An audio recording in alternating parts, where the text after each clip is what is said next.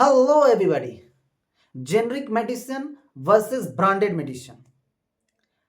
Generic medicine किसे कहते हैं, ब्रांडेड मेडिसिन किसे कहते हैं? आखिर जेनरिक मेडिसिन और ब्रांडेड मेडिसिन में क्या फर्क है? जेनरिक मेडिसिन आखिर इतने सस्ते क्यों होते हैं और ब्रांडेड मेडिसिन इतने महंगे क्यों होते हैं?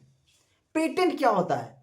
आज की वीडियो में हम लोग डिटेल में बात करने वाले हैं। अगर आप चैनल पे नए हैं तो चैनल को सब्सक्राइब कीजिए, लाइक कीजिए, कमेंट कीजिए और अपने तो आइए बात करते हैं कि जेनरिक दवा और ब्रांडेड दवा में क्या फ़र्क है। तो देखिए यहाँ पे खेल है पेटेंट का। पेटेंट क्या होता है कि जब कोई कंपनी किसी नई दवा की खोज करती है, कोई नई दवा बनाती है, मान लीजिए कि बुखार में यूज़ होने वाली एक नई दवा की खोज की किसी कंपनी ने, तो वो कंपनी पेटेंट के लिए अप्लाई करती है और जो है कि उसे पेटेंट मिल जाता है। तो पेटेंट मिलने का मतलब है कि उसे कुछ सालों के लिए उस दवा को बनाने का एकाधिकार मिल जाता है कि अगर कोई दवा वो बनाएगा तो सिर्फ वही कंपनी बनाएगी जिस कंपनी ने उस दवा की खोज की है। तो यूजुअली पेटेंट जो है कि 15 से 20 साल के लिए मिलते हैं। तो 20 साल तक जो है कि जिस कंपनी ने उस दवा की खोज की थी, सिर्फ वही कंपनी उस दवा को बनाती है। और जब 20 साल का जो टाइम है, अवधि है, जब खत्म हो जाता है, उसके बाद जो है कि उसी दवा को अन्य दूसरी कंपनियां भी बनाना शुरू कर देती है। तो उसी को हम कहते हैं कि वो है जेनरिक दवा। यानी कि जिस कंपनी ने उस दवा की खोज की थी, वही कंपनी अगर उस दवा को बनाती है, तो कहते हैं कि वो ब्रांडेड दवा है। और जब पेटेंट उसका खत्म हो जाता है, यानी कि 20 साल के बाद जब उस कंपनी का पेटेंट खत्म हो जाता है, तो कोई भी कंपनी उस दवा को बनाना शुरू कर देती है। यानी कि मार्केट में अन्य कंपनियां भी उसी दवा को 20 साल के बाद बनाना शुरू कर देती है। तो उन दवा को हम कहते हैं कि ये जेनरिक दवा है। यानी कि जिस कंपनी ने खोज किया, उसके अलावे जब दूसरी कंपनियां उसके पेटेंट खत्म होने के बाद जब उसी दवा को बनाने लगती है, तो कहते हैं कि ये सारी जेनरिक दवा है। तो आपको पता चल गया कि ब्रांडेड दवा यानी कि जिस कंपनी ने उस दवा की खोज की थी, वो कंपनी जब उस दवा को बनाती है तो ब्रांडेड दवा है। उसके अलावे जब दूसरी कंपनियां उसी दवा को बनाने लगती है, तो उसे हम कहते हैं कि वो जेनरिक दवा है। तो अब देखिए कि आखिर ये जो ब्रांडेड दवा होते हैं वो महंगे क्यों होते हैं और जेनरिक दवा इतने सस्ते क्यों होते हैं? तो देखिए ब्रांडेड दवा यानी कि जिस दवा की खोज जिस कंपनी ने की है, वो बना रही है तो वो ब्रांडेड दवा है। तो क्या होता है कि जिस कंपनी ने कोई नई दवा की खोज की थी, उसके पीछे उन्होंने बहुत सारा पैसा इन्वेस्ट किया था उस दवा को खोज करने में, रिसर्च एंड डेवलपमेंट में। यानी कि रिसर्च सेंटर बनाए थे, बहुत सारे डॉक्टर्स को, टैलेंट को हायर किया था और तब जाकर के बहुत सारे ट्रायल्स किए और तब जाकर के क्या हुआ कि उसे सफलता मिली और एक नई दवा की खोज उसने की। और जब वो नई दवा की खोज करती है कंपनी, तो जितना उसने पीछे पैसा खर्च किए हैं रिसर्च एंड डेवलपमेंट पे, उससे भी उसे वसूल करना होता है। तो दवा का जितना कॉस्ट होता है, उस पे उसने जो रिसर्च और डेवलपमेंट पे भी जो खर्च किए थे, उसका कॉस्ट भी कंपनी जोड़ देती है। जिसके वजह से क्या होता है कि उस दवा का दाम बहुत ज़्यादा हो जाता है। और जेनरिक दवा इतना सस्ता क्यों होती है? क्योंकि जेनरिक दवा बनाने वाली जो कंपनी है, वो रिसर्च एंड डेवलपमेंट पे पैसा खर्च नहीं की है।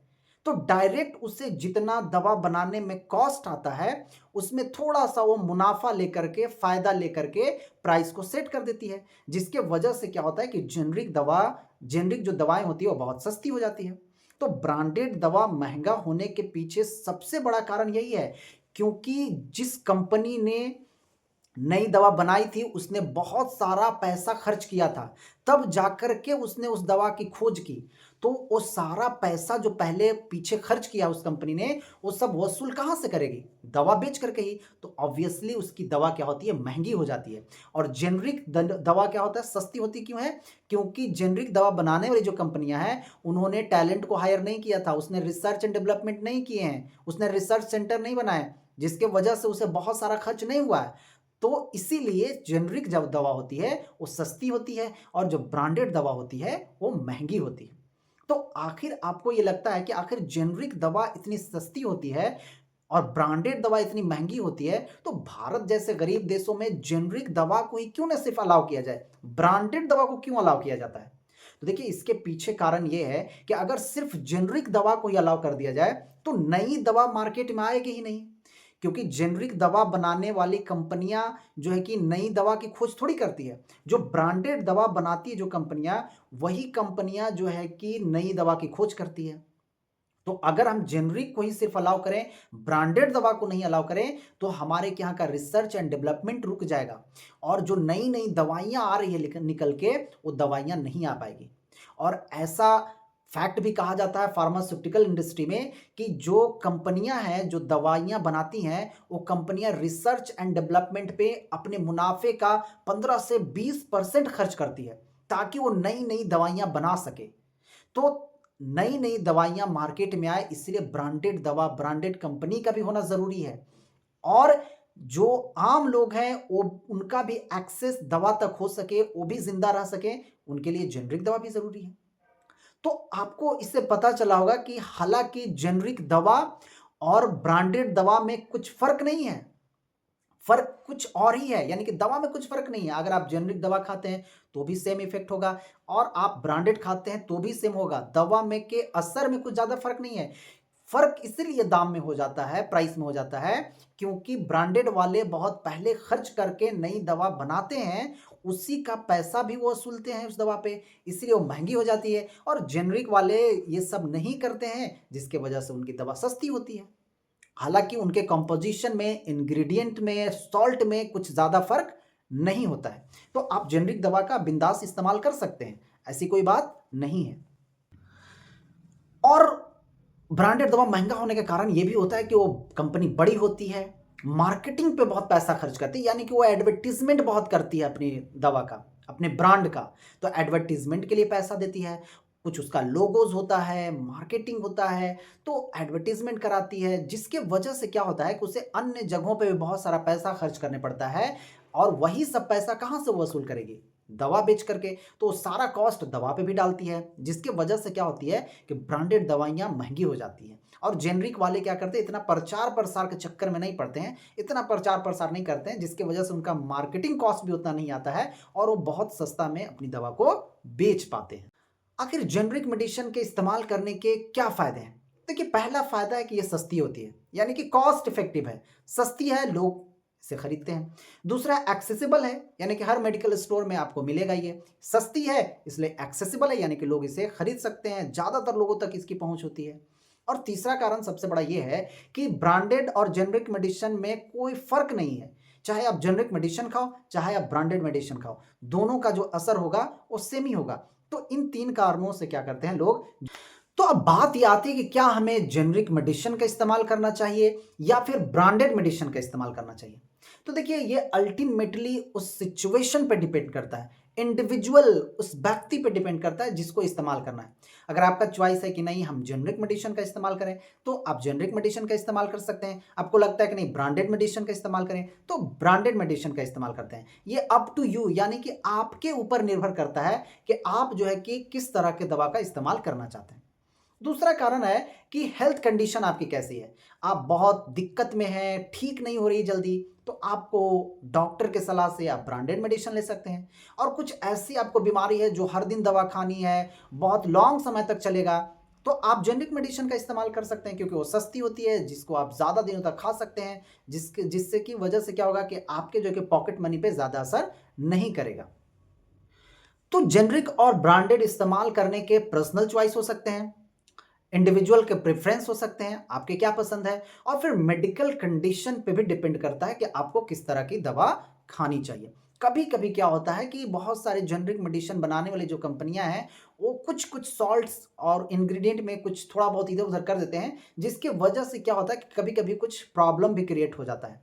इसलिए बहुत सारे लोग जो है कि जेनरिक मेडिसिन से बचने की भी कोशिश करते हैं और जेनरिक मेडिसिन का इस्तेमाल नहीं करना चाहते हैं। तो ये आपके ऊपर है कि आप कौन से मेडिसिन का इस्तेमाल करना चाहते हैं। अब बात करते हैं कि इंडिया का क्या रोल है जेनरिक मेडिसिन में। तो देखिए, दुनिया में सबसे ज़्यादा जो है कि लगभग 20% जो है कि दुनिया की जेनरिक मेडिसिन इंडिया में बनाई जाती है और सबसे बड़ा एक एक्सपोर्टर भी है इंडिया जेनरिक मेडिसिन का। यानी कि जितना दवाइयाँ यहाँ बनती है भारत में, यहाँ के लोग उसका कम इस्तेमाल करते हैं और बाहर देश के लोग उसका ज़्यादा इस्तेमाल कर रहे हैं।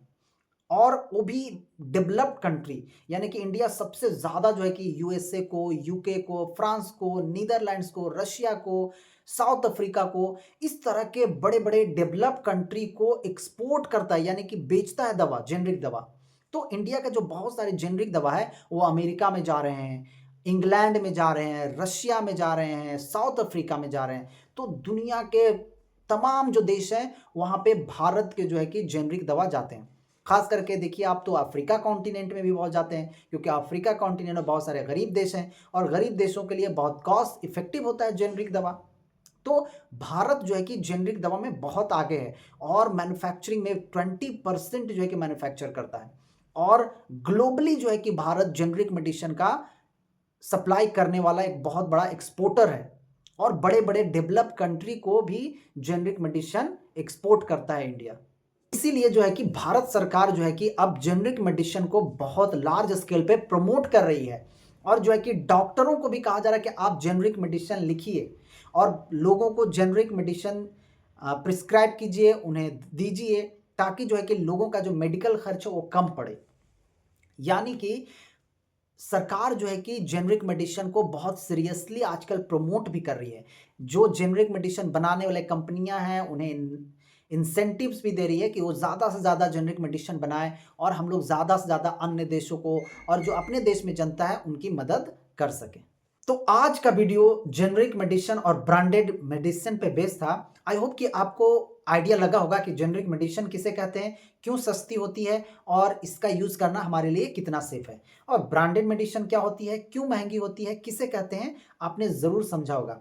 तो अगर आपको ये वीडियो अच्छा लगे, इन्फॉर्मेटिव लगा हो, तो प्लीज़ वीडियो को लाइक कीजिए, चैनल को सब्सक्राइब कीजिए और आप क्या सोचते हैं जेनरिक मेडिसिन और ब्रांडेड मेडिसिन के बारे में कमेंट कीजिए। Thank you for watching this video.